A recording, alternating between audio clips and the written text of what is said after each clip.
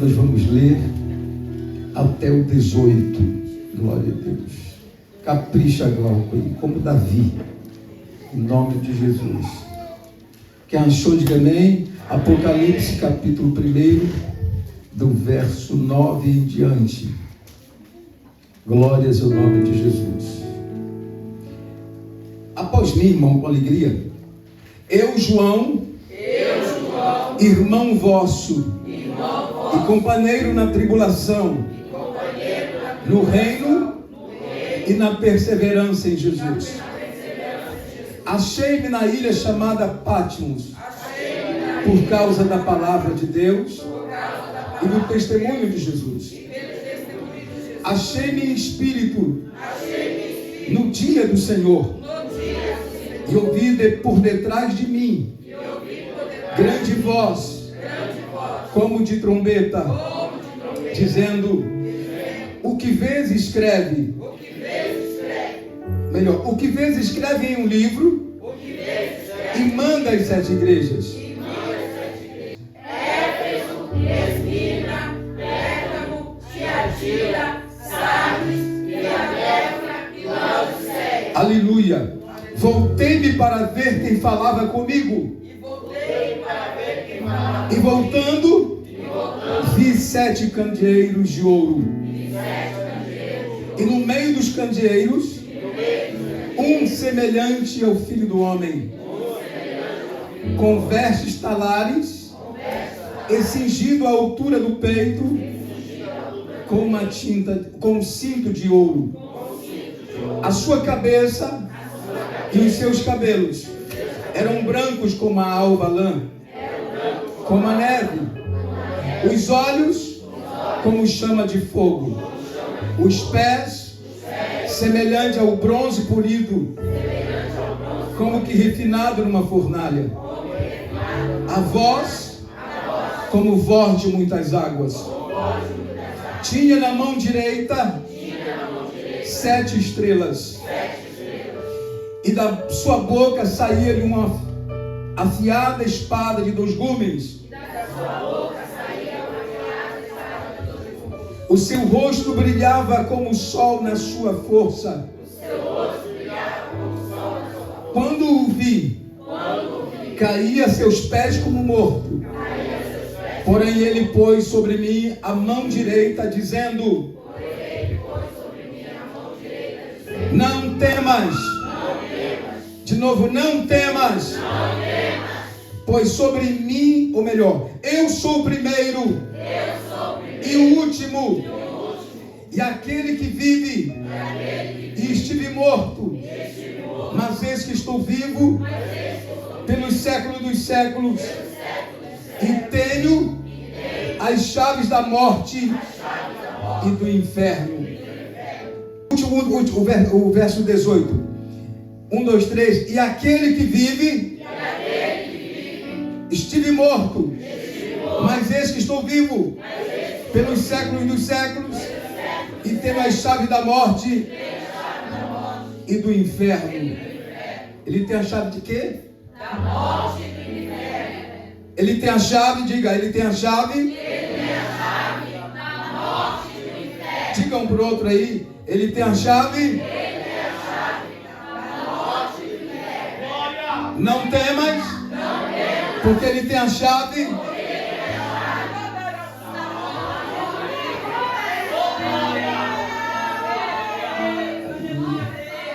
Você está entendendo? Tome assento, glorificando a Ele nesta noite.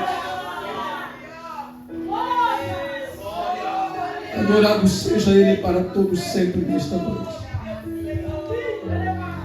Vamos à palavra, para que tudo que a gente for fazer nesta noite seja com base nela. Amém? Porque se tudo for feito com base na palavra, nós vamos sair daqui com o João. Glória a Deus. Queria fazer algumas pontuações na leitura feita. Começar o versículo 9. A epígrafe diz: a visão de Jesus glorificado. Diga, a visão de Jesus glorificado. Diga esse negócio, irmão. Aleluia.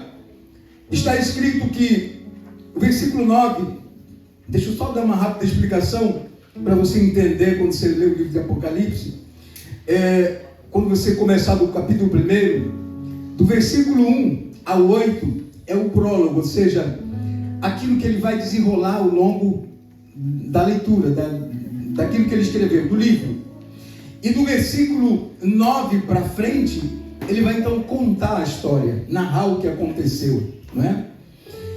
E ele começa a sua narrativa no versículo 9, se identificando. Ele diz assim: eu, João, irmão vosso e companheiro na tribulação, no reino e na perseverança em Jesus.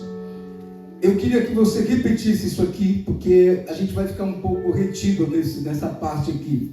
Diga: eu, João, irmão vosso, e companheiro, na tribulação, no reino e na perseverança em Jesus.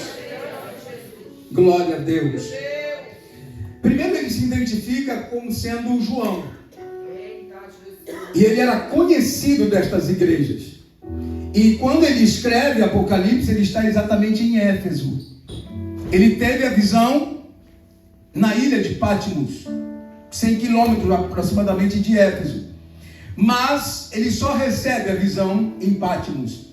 Ele vai escrever em Éfeso a visão. Ok? Em Éfeso tinha uma igreja. E ele conhecia essa igreja, como ele conhecia todas as outras. Porque quando você faz uma análise no mapa, você vai ver que vem Éfeso, depois, qual é a outra?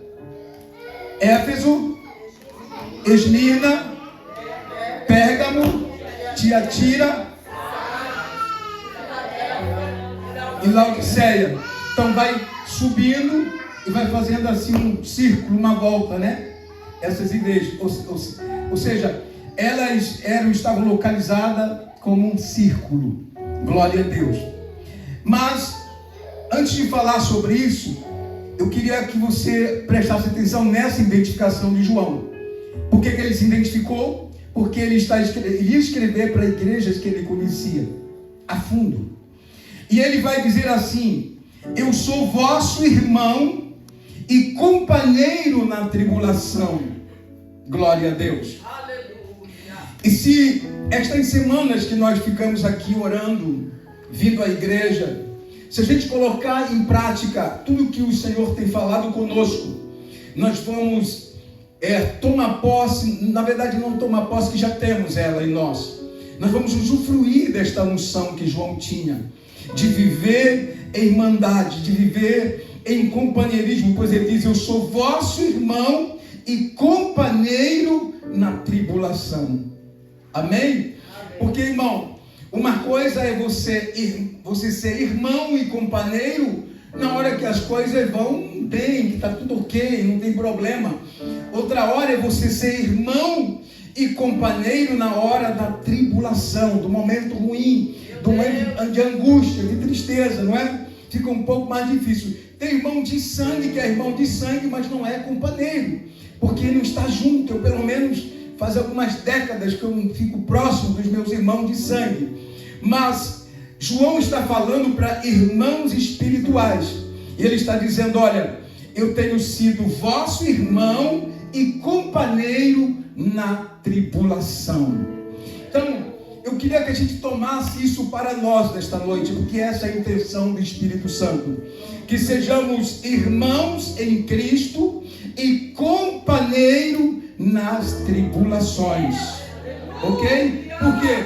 Porque fomos chamados para ser testemunha de Cristo. E sendo testemunha de Cristo, nós, como João e todos os apóstolos, nós vamos viver momentos de tribulação. Diga: nós vamos viver momentos de tribulação. E por quê? Porque somos testemunhas de Cristo. Você pode glorificar a Deus por isso?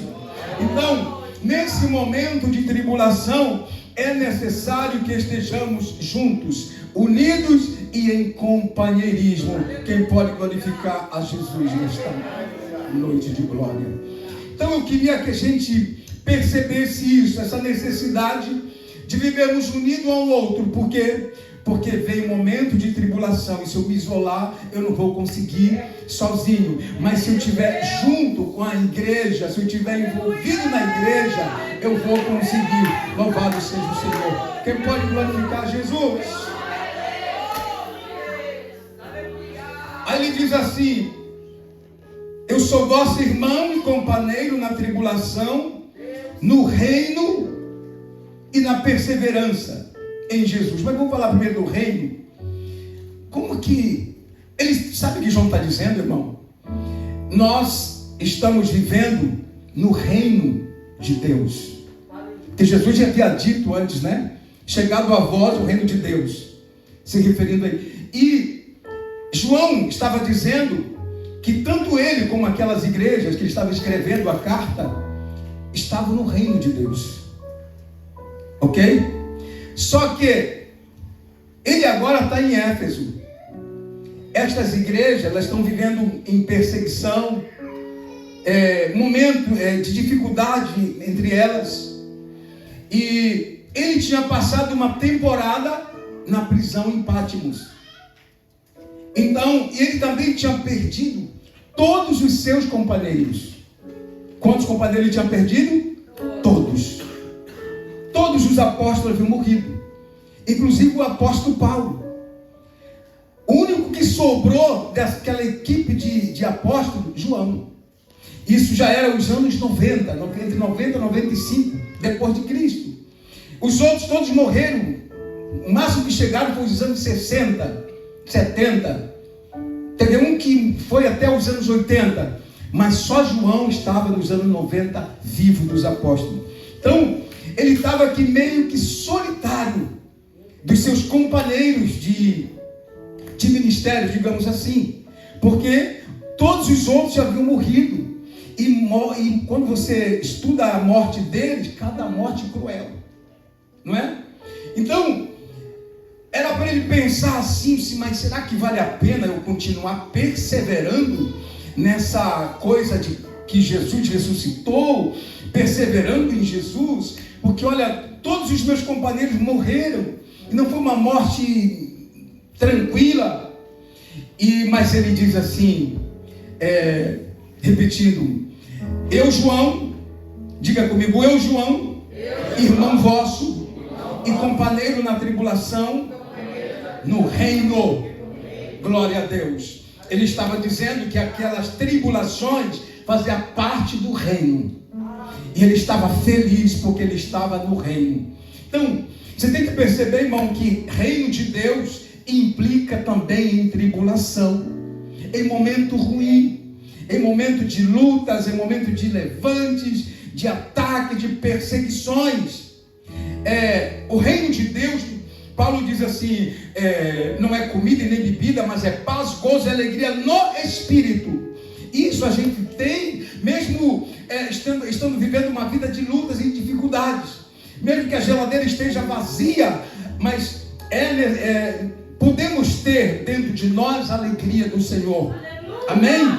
Porque a geladeira vazia não vai tirar de dentro de nós a presença de Deus. A conta no vermelho não pode tirar de dentro de nós a alegria do Senhor. Seja o que for de ruim que esteja acontecendo na sua vida, a presença de Deus não sai de você, e você tem que usufruir dela nos bons e nos maus momentos. Você pode glorificar Jesus por isso? É que quando chega a aprovação, a gente esquece que o reino está dentro de nós. A gente fica olhando para o lado de fora e vê que faltam as coisas, e vê que falta até amigos, e vê que enfim a gente olha em volta e diz: meu Deus, o que é isso? Só que quando você olha para dentro de você, aí você sente o Espírito Santo que está atuando, o Espírito Santo que está dizendo: olha, eu sou contigo, não temas, continua firme, porque eu vou te dar vitória, eu vou fazer você vencer. Você está entendendo, irmão? Não deixe que nada externo tire, aleluia, a sua atenção do que está trabalhando dentro de você, que é a presença de Deus, preparando você, porque há uma esperança de um dia sermos transformados. Louvado seja o Senhor. Por isso o Espírito Santo está trabalhando em nós. Dê glória a Jesus por isso nesta noite. Então ele diz: companheiro na tribulação, diga comigo, companheiro na tribulação, no reino e na perseverança em Jesus. Eu queria que a gente agarrasse essa palavra aqui. Fale de novo, perseverança em Jesus. Por quê? Porque o mundo, o diabo e a nossa própria carne vai lutar de toda forma para que a gente perca, que a gente fracasse na perseverança em Cristo. Amém? E o que é perseverar em Cristo, irmão? É quando você não tem por que perseverar em Cristo. É quando você perde todas as esperanças. Como ele aqui, os seus amigos todos tinham morrido. Tanta coisa ruim aconteceu com eles. Mas ele continuava perseverando em Cristo, dizendo: não, eu vou continuar anunciando que Jesus ressuscitou, subiu aos céus e que vai voltar. Amém? Então, por que eu estou falando isso? Porque vai chegar, a gente vai adorar a Deus, a gente vai cantar, vai orar, vai falar em línguas, vai ouvir uma mensagem profética da parte do Senhor. Só que em dados momentos, a gente vai perder o gosto, a gente vai ficar sem, como eu posso dizer, sem razão para vir à igreja, sem razão para adorar, sem razão para abrir a Bíblia. Por quê? Porque em dados momentos tudo vai acontecer contrário. O que você prega e o que você vive. Então esse momento vai induzir você a dizer: não vale a pena perseverar na fé, não vale a pena continuar sendo crente, mas você vai perseverar, mesmo não tendo razão, você vai continuar firme no propósito, dizendo: eu não estou vendo o que Deus está fazendo, mas eu creio que Ele está fazendo. Eu não estou vendo as suas ações, mas eu creio que Ele está agindo. Isso é perseverar. Você vem para a igreja, às vezes não sente vontade nem de levantar, nem de cantar, muito menos de ler a Bíblia, de fazer absolutamente nada, mas eu continuo crendo que eu sou crente, que eu sou salvo. Eu não vou negar a minha fé. Eu não vejo motivos para dizer que sou crente, mas eu continuo dizendo: eu sou crente, eu não vou negar a minha fé. Isso é perseverança. Louvado seja Deus. Isso é perseverança. E você tem que se agarrar nisto. Louvado seja Deus. Amém? Pensa que quando ele foi para a ilha de Patmos preso, pensa que ele foi falando em línguas para lá, feliz. Quando você vê como era a ilha de Patmos, era um mini inferno, lugar isolado, de pessoas que iam para lá para serem castigadas, sofrer. O governo romano, quando mandava alguém para lá, era para pagar um preço. Alguém que... E ele vai para lá, ele é um homem de Deus, cheio do Espírito Santo, um homem que andou com Jesus, que viu os milagres de Jesus. E agora ele está lá isolado. Entendeu? Mas mesmo ele indo para o lugar daquele, irmão, ele continuou perseverando e dizendo: eu creio no que Jesus prometeu. Eu creio no que Jesus prometeu. Você está entendendo? A gente quer deixar de perseverar por muito pouco, irmão.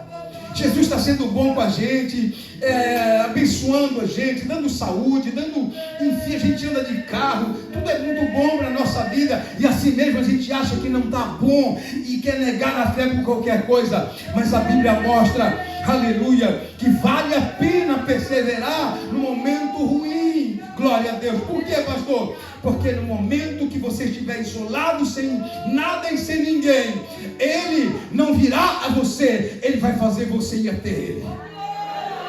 Glória a Jesus.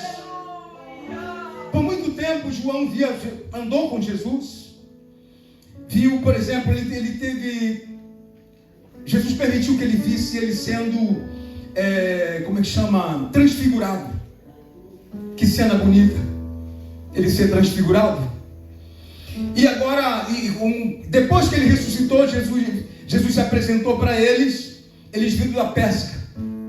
eles já num corpo glorificado, eles viram Jesus vindo, Jesus na beira da praia, eles vindo da pesca. Foi um momento muito, muito bom. Agora, Jesus já foi assunto aos céus. E ele não vem mais assim para alguém. Mas sabe o que ele vai fazer? Porque o João perseverou, crendo. Ele não vai vir até João. Ele vai levar o espírito de João até o terceiro céu. Ou seja, ele vai revelar o lado de lá para aquele que persevera. Você crê nisso? Que Deus nesta noite pode revelar o que você precisa ver para que a tua fé se fortaleça, cresça, estabilize. Amém? Pois foi assim que o Senhor fez com João. Aí ele vai dizer, vamos ler o texto, glória a Deus. Versículo 10 diz: achei-me espírito no dia do Senhor, e ouvi por detrás de mim grande voz como de trombeta. Repetindo, diga comigo: achei-me espírito no dia do Senhor. Esse dia do Senhor aqui era o domingo, porque entre o primeiro e o segundo século eles tinham o dia de domingo como que foi o dia da ressurreição, como o dia do Senhor, porque o Jesus ressuscitou no domingo, no primeiro dia da semana. Então esse dia do Senhor aqui era exatamente no domingo. Eu não sei que horário, mas teve um horário nesse domingo que Jesus leva o espírito de João até os céus. Diga comigo: Jesus arrebata o espírito de João até os céus. Glória a Deus. E quando ele está lá, diz o texto que ele ouviu, diga comigo, grande voz, como forte trombeta. Glória a Deus. Ele ouve uma grande voz, Mateus, como uma voz de trombeta, uma voz que falou atrás dele. Glória a Deus. Ele está na atmosfera celestial. Ele ouve uma grande voz de trombeta. Glórias ao nome de Jesus. E ele era judeu, logicamente, acostumado que quando tocava a trombeta, significava que era a presença de Deus que estava lá. Às vezes significava que eles tinham que vir para guerrear. E às vezes era uma mensagem de juízo que o Senhor ia falar. E uma outra vez que tocava era quando Deus queria, era chamado para o culto, para a adoração a Deus. Então nunca a trombeta tocava do nada, sempre tinha uma coisa importante para acontecer. Amém? Aqui é a voz de Deus. Então quando Deus fala, irmão, sempre há uma coisa importante a acontecer. Diga: eu creio que o Senhor está falando nesta noite, está tocando a trombeta. Então significa que alguma coisa boa vai acontecer nesta noite. Como disse, quando tocava a trombeta, poderia ser que a presença de Deus estivesse lá, e ela está aqui. Amém? Segundo, Deus queria que os soldados viessem para a guerra, se preparar para a guerra. Na verdade, nós não estamos se preparando para a guerra, nós estamos em guerra. Quem sente que está em guerra aqui nessa noite? Você entendeu? Nós estamos, diga para o irmão que está ao lado, que tem gente que não entende isso. Diga: olha, irmão, não fica acomodado, porque nós estamos em guerra. Você entendeu? Nós vivemos em guerra. Você entendeu? E às vezes a gente fica como se a gente não estivesse guerreando contra nada e contra ninguém. Não, nós estamos em guerra. Um contra o outro, não, contra o reino das trevas. Aleluia. Não vamos vencer porque é poderoso o reino das trevas. Está escrito aqui, olha: as portas do inferno não prevalecerão contra a minha igreja. Significa que toda igreja, toda guerra travada contra o inferno, a vitória é nossa. Aleluia. Profetize isso. Eu gosto de que a igreja fale e verbalize isso. Diga: estamos em guerra. E Jesus disse que as portas do inferno não prevalecerão contra a sua igreja. Significa que esta guerra que eu estou travando, a vitória é minha. porque o Senhor está em mim. Glorifique a Ele pela sua vitória nesta noite. Aleluia. Talvez nessa noite não tenha uma mensagem de juízo, mas talvez esteja, você vai ouvir a voz da trombeta dizendo: olha, eu quero ser adorado nesta noite. Jesus quer ser adorado nesta noite, irmão. Você está entendendo? Adore a Jesus. Volte daqui, diga assim: Senhor, me dá senso de adorador. Porque tem igreja que não tem senso de adorador, irmão. Ele chega na igreja e não sente nada, não se envolve, não, irmão. O adorador, quando ele chega na casa do Senhor, ele lê a Bíblia, ele ora, ele glorifica a Deus, ele ouve o que o Senhor está falando, ele se movimenta, ele não para, ele abre a boca e glorifica o Senhor. Porque adoração é movimento. Então, se você se movimentar nesta noite, Deus vai continuar falando. Dê glória a Jesus por isso. Glória a Deus. Então, recapitulando, diga comigo: achei meu espírito no dia do Senhor, que era o domingo, e ouvi por trás de mim grande voz, como de trombeta, dizendo: o que vês, escreve em um livro e manda às 7 igrejas. E ele narra as igrejas que nós já lemos. E no versículo 12, João diz, escrevendo o livro, ele diz: olha, e eu me voltei para ver quem falava comigo. E voltando, vi 7 candeeiros de ouro. Glória a Deus. Ele ouviu aquela voz estrondosa, não é? E ele se vira para ver quem estava atrás dele falando. E a primeira coisa que ele vê foi 7 candeeiros de ouro. Quantos candeeiros? 7. E no meio dos 7 candeeiros, quem é que estava? Alguém que parecia com o Filho do Homem. E olha que João andou tanto tempo perto de Jesus, mas João não consegue identificar que era verdadeiramente Jesus. Se alguém parecido. Por quê? Porque Jesus ele não está mais no corpo, aquele corpo humano. Ele está num corpo glorificado.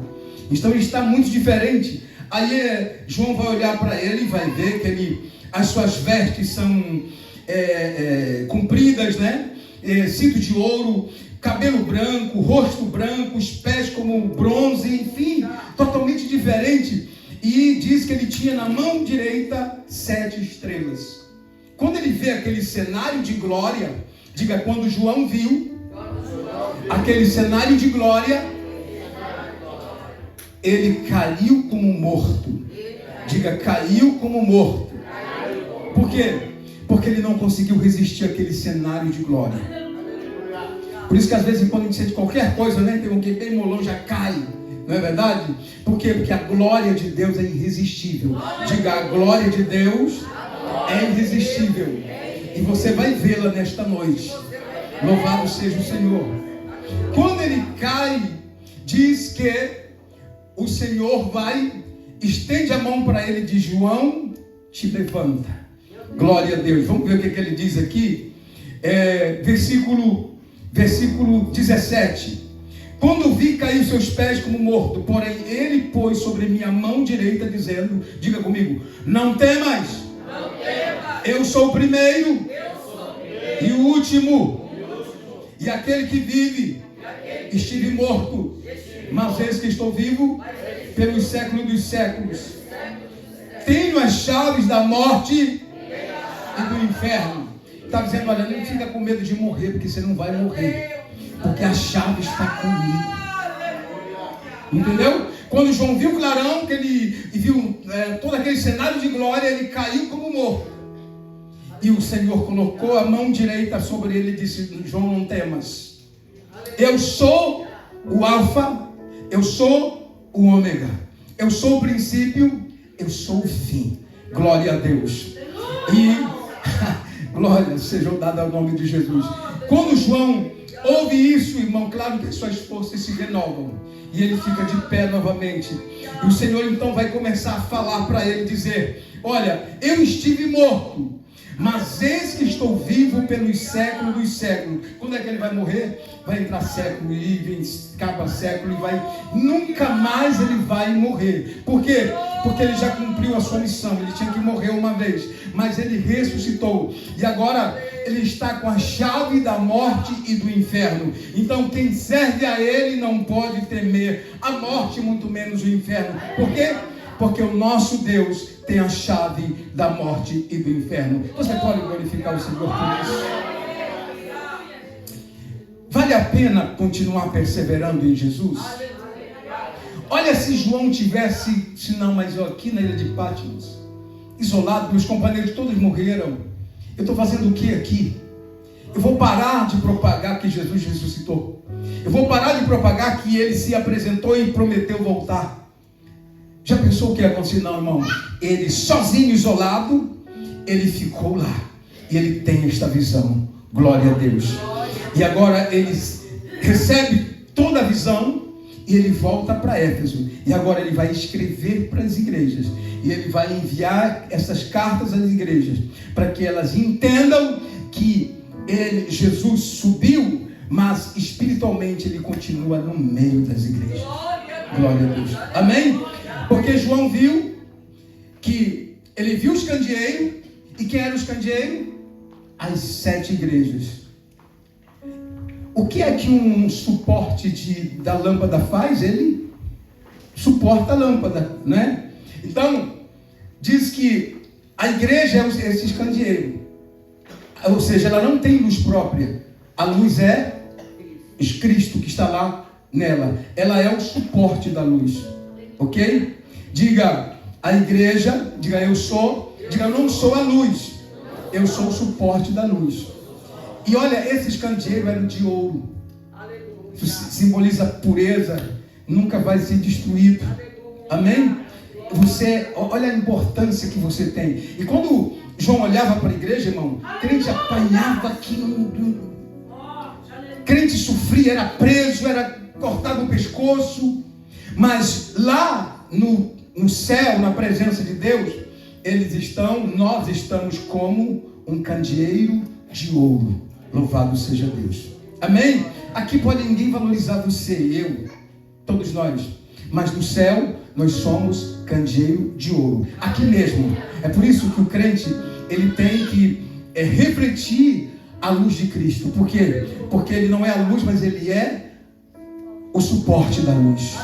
Diga um para o outro, você não é a luz, mas você é o suporte da luz. Então se comporte. Brilhe. Diga, deixa a luz de Cristo brilhar em você. Porque esse mundo tenebroso precisa ver a luz de Cristo brilhando. E você é o suporte da luz. Você se sente isso? Eu disse que as 7 igrejas faziam um círculo. E que Jesus está no meio. Quando você lê o texto, você vai ver. Ele está no meio. Então ele está iluminando todas as igrejas. Inclusive a igreja de Laodiceia. Ela está sendo iluminada. E ela enriquece. E os crentes são prósperos.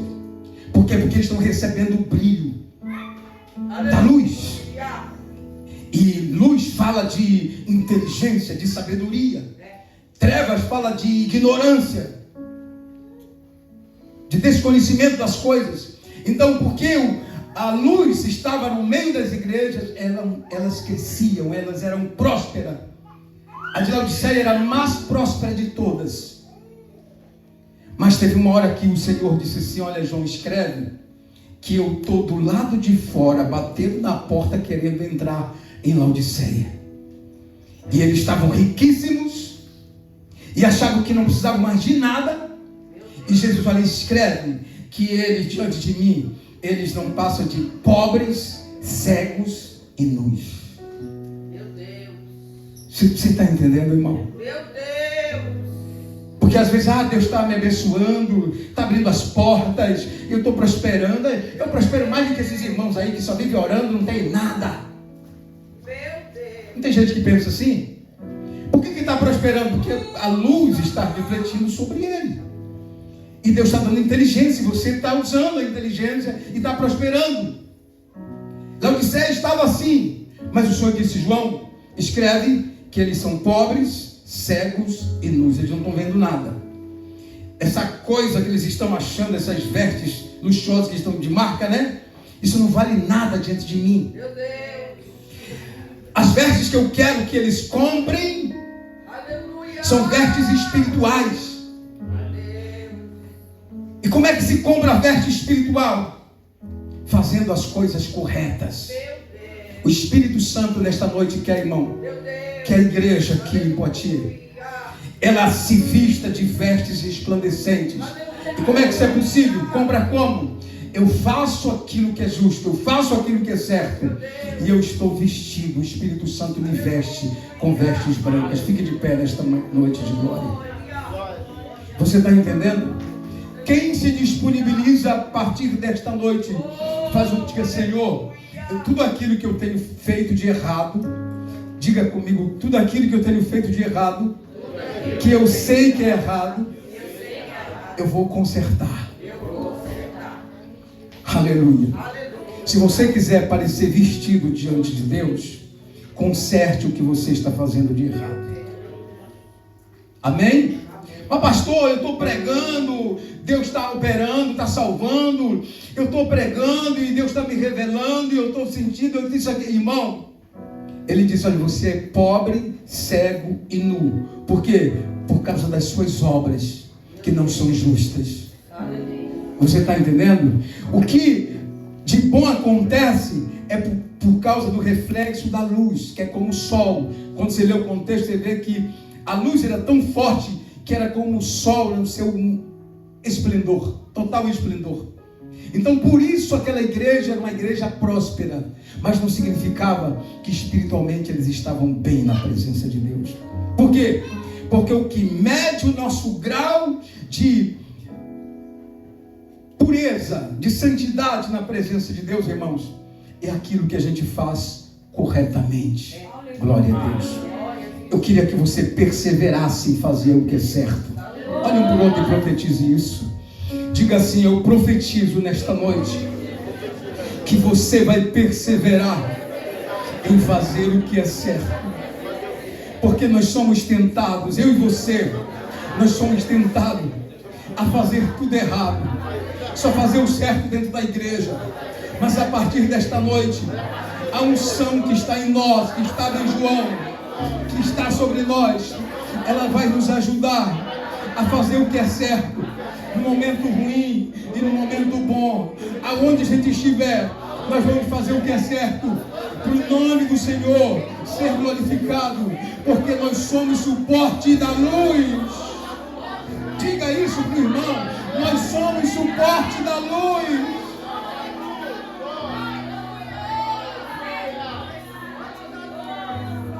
Você é suporte da luz. Se posicione nesta noite como alguém que anda com Cristo, como alguém que recebeu uma missão de Cristo.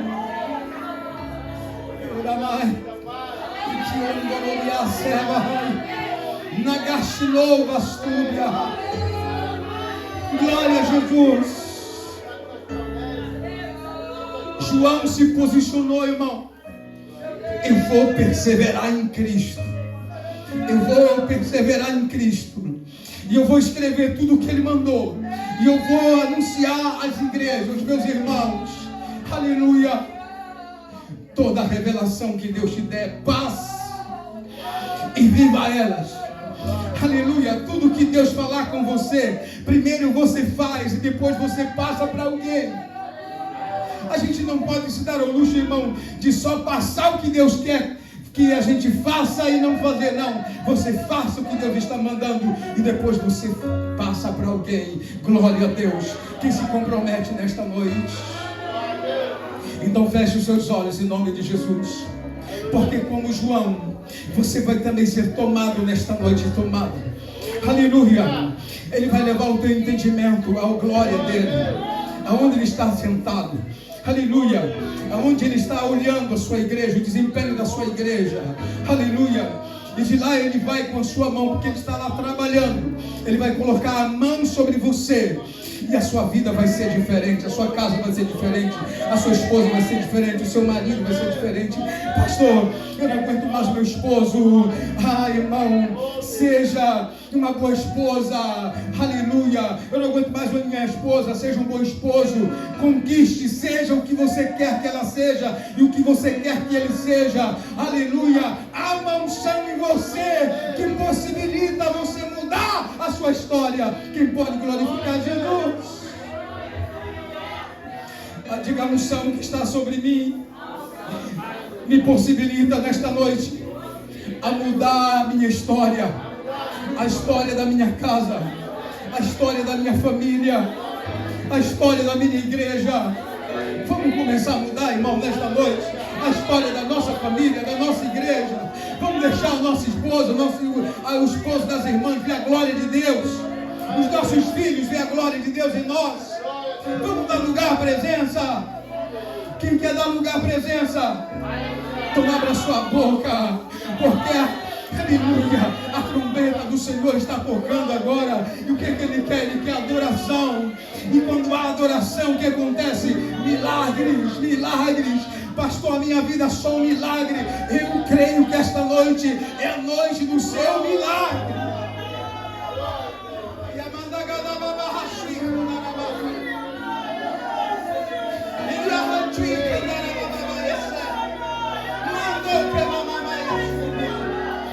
Receba o seu milagre no nome de Jesus. Receba o seu milagre no nome de Jesus. Levante a sua mão e tome posse. Aleluia. A voz de Deus está aqui. E Ele quer adoração. Ele quer adoração. Adore, adore. Esta é a nossa maior arma. Quando tudo está dando errado, quando não há compreensão, quando a gente não sabe o que fazer, a gente cai de joelho na presença de Deus e adora a sua presença. Ele revela o que fazer, para onde ir, com quem e quando. E esta noite será uma noite de revelação. Você vai voltar daqui direcionado.